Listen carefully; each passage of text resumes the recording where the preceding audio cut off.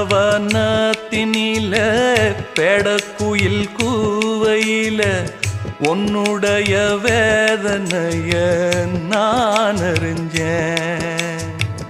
பொங்கலத்தில் மாலையிட ஒன்னிரண்டு தோளத்தொட என்ன தவம் செஞ்சேனோ என் மாமா. வண்ணக்கிளி கையத்தொட சின்ன சின்ன கோலமிட உள்ள மட்டும் வழியே நானே